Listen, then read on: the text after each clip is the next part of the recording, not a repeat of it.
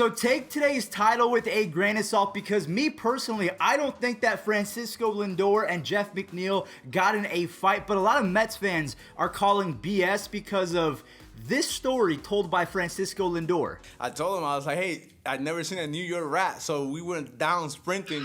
I wanted to go see a New York rat, and he got mad at me. He's like, no, it's not a rat, it's a raccoon. I'm like, hell no, man, it's a damn rat. It's a New York rat. First and foremost, before we talk about the actual games from yesterday, I do want to bring up that MVP frontrunner Byron Buxton is unfortunately going to be out for the next 2, possibly 3 weeks with a grade 2 hip strain. This came a few days after their top prospect Alex Kirilloff came up. He was setting the baseball world on fire. He went down with a wrist injury, so the fact that Buxton and Kirilloff went out in the span of a week, that is really going to hurt the Twins offense. They did call up Miguel Sano. He's been activated. Josh Donaldson, every time he runs, it looks like he's injured, so I don't know what to make of the Twins moving forward. So if you're a Minnesota fan, let me know on the panic meter. Are you at a 2? Are you at a 7? Because we're not even 40 games into the season yet. So before we talk about the Wade Miley no-hitter, I want to bring up the A's versus the Rays game, because a perfect game was almost thrown. Sean Manaea took a no-hitter into the 8th inning, and unfortunately,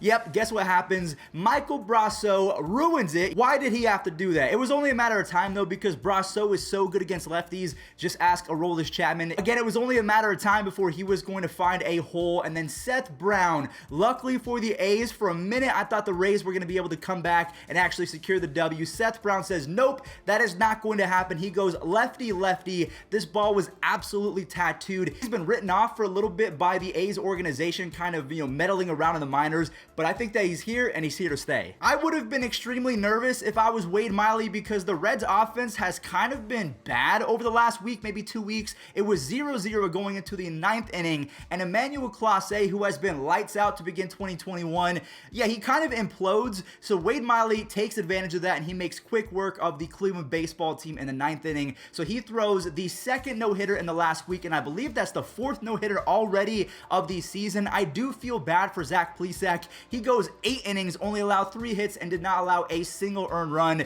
So the run support was not there. I mean, if you're a Cleveland fan, you kind of expected this to happen. I'm surprised we have not had a perfect game thrown against us, because we have a good offense and then a horrible offense. So one of these days, I'm pretty certain that a team is going to catch us on a horrible day. We might get perfect gamed, but shout out to Wade Miley. He absolutely deserved it. And also, I want to say I appreciate the way that he pitches, because he gets the ball and throws it. He gets the ball and throws it. I love his pace. So the Reds beat Cleveland 3-0. Another 3-0 score came courtesy of the White Sox versus the Royals. Carlos Rodon has looked like a brand new person, let alone pitcher. He's tossing 98 miles an hour in the 6th inning. So he goes 6 scoreless and racks up 8 strikeouts against the Royals. Now, I don't want to talk too much about the Royals, but maybe we overhyped them just a little bit. Maybe they caught fire. They could be just an average team as opposed to a first place team. Either way, Carlos Rodon lowers his ERA to 0.58. That is the 5th lowest ERA ever in a pitcher's first 5 starts of the season. So congratulations to White Sox fans. Not only do you have a workhorse in Lance Lynn and Lucas Giolito and Dallas Keuchel, who's experienced, you have a young guy in Michael Kopech, and now Carlos Rodon as well as Dylan Cease may have found their groove. That is a fearsome rotation, in my opinion, to go along with a lineup that is going to get healthier as the season progresses. I do not want to mess with the White Sox come playoff time. What is happening to the Dodgers? Ugh. They've lost 14 of their last 18 games. Justin Upton hits a home run in his return. Taylor Ward hits an absolute no-doubter. And Griffith Canning goes a fantastic 5 innings, only allowed 1 earned run. Shohei Ohtani had 2 RBI doubles. One of them, I don't even know how he was able to hit this so far, on an 87-mile-an-hour pitch on the outside part of the plate. He hit the right field wall. Trout was able to drive him in. And again, I just don't understand what is happening in LA. Not talking about the Angels. The Dodgers have won 4 games in their last 18.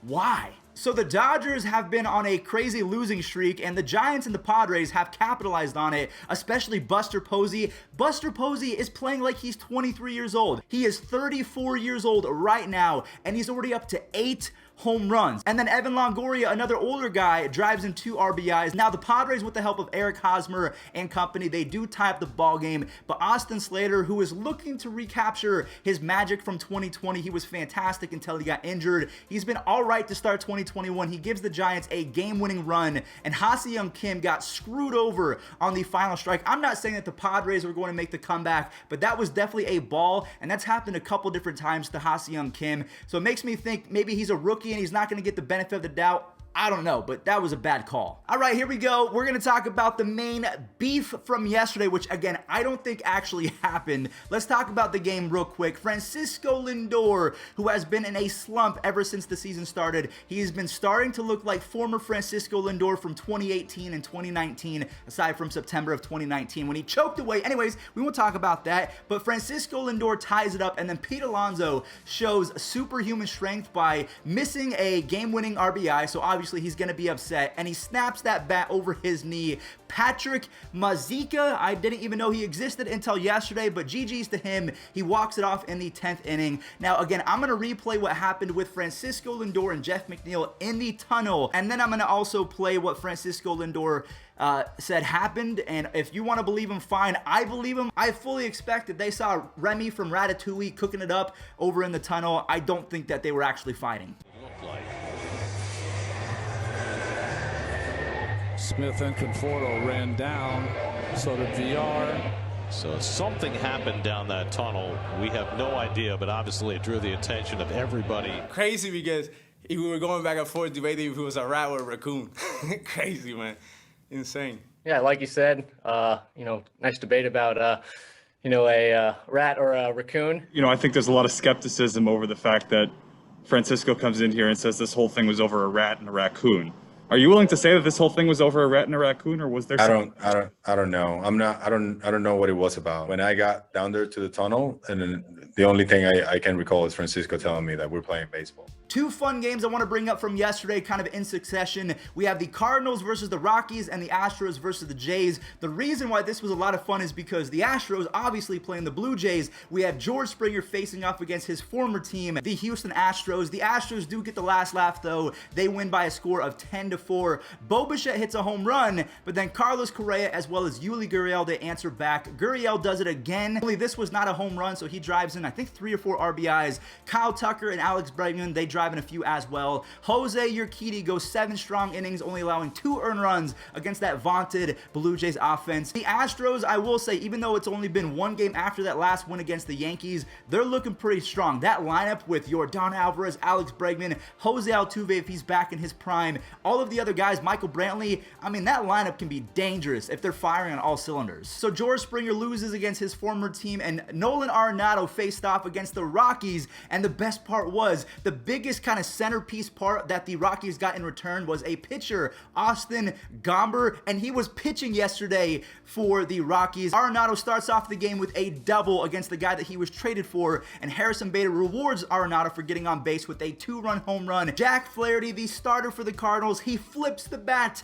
Honestly, I give all of the props in the world to Shohei Ohtani, but guys like Huascar Yanoa, Jacob deGrom, Zach Wheeler, Jack Flaherty, they're pitchers that are raking, and it makes me think that yes, the universal DH is still the right move in my opinion. I absolutely think that is the way of the future for baseball, but seeing pitchers hit with Jack Flaherty going 7 scoreless innings, hitting a home run, it is fun. Now, if you're a Mets fan, you might want to close your ears because Jacob deGrom wishes that he was Jack Flaherty. Through 6 starts, Jack Flaherty has gotten 66 runs of run support. I mean, Jacob deGrom has maybe gotten 66 runs of run support in his entire career. The Cubs go ahead of the Pirates 3-0 after grabbing an early lead. Zach Davies was able to settle down, and in his last 2 starts, he's only given up 1 earned run in 11 innings. The Pirates do wake up in the 9th. I was kind of afraid for Chicago, but the bullpen, even though they almost blew it, Rex Brothers was able to come in clutch, and the Pirates do go down 3-2 against the Chicago Cubs. The Red Sox beat the Orioles. Hunter Renfroe kickstarts the game with an RBI, and then Bobby Dahlbeck, who was 0 for 27. So everyone who was clowning on Akil Baddoo, oh, he's not doing very good. At least Bobby Dahlbeck has gotten some time in Major League Baseball. I think he had a home run in 6 consecutive games in 2020. So if he's 0 for 27, Akil Baddoo, he's going to have some bad stretches. But anyways, we'll talk about the Tigers in just a moment. Bobby Dahlbeck finally delivers on the hype. Erod, Eduardo Rodriguez, goes 5 innings, only allows 1 earned run. Every other team in the American League East lost yesterday, aside from the Red Sox. So the Red Sox are now 2.5 games ahead of anyone in first place. I mean, how many people expected that to happen almost a month and a half into the season?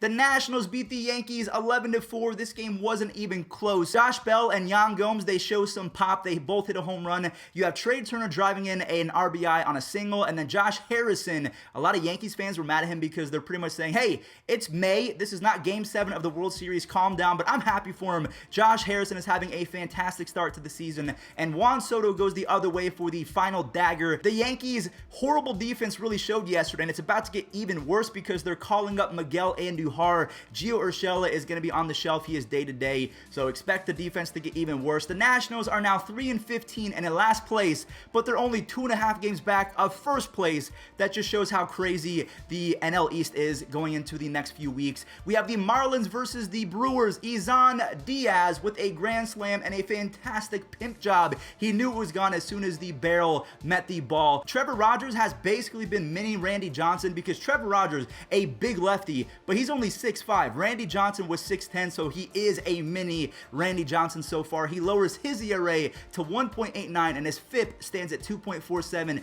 Both of those are absolutely elite through 7 starts, and he has 50 strikeouts in 38 innings. So we talked about how Byron Buxton and Alex Kirilloff, they're going to be on the shelf. The Twins did not care. Kyle Garlick, Jorge Polanco, they have liftoff. Now, while the Twins did get the W, I do want to note that Miguel Cabrera did in fact pass Babe Ruth for 45th all-time in career hits, so congratulations to him. He is on the road to 3,000. Willie Castro of the Tigers, he tries his best, but Max Kepler and the Twins offense, they say, nah, we got it from here. The Phillies beat the Braves 12-2 yesterday. The Phillies are now on a 5-game winning streak. A few singles gives the Phillies a 3-0 victory, and Andujar Herrera makes it 6-0 in the first on 1 single swing. Eflin, I think he's gone 6 innings in almost every single start to begin 2021. He goes nearly 7, only allows 2 earned runs, and 5 different Phillies players drove in 2+ RBIs. And then last but not least, the Mariners. The hat that I'm rocking out with today, Dylan Moore has been seeing the ball a little bit better as of late. Willie Calhoun and Nate Lowe, they shift the momentum back towards the Rangers, but then J.P. Crawford and Mitch Haniger, they do the rest of the damage. And Kendall Graveman, who is unhittable what seems like to begin the year, he's 4 for 4 in save opportunities, and he has a whopping 0 ERA. That does it for today's MLB recap. Thank you all so much for watching. I really do appreciate it. Stay safe out there, and let me know in the comment section down below. Do you believe Francisco Lindor, or did they actually get in a fight? I don't think they did, but I guess it's up in the air.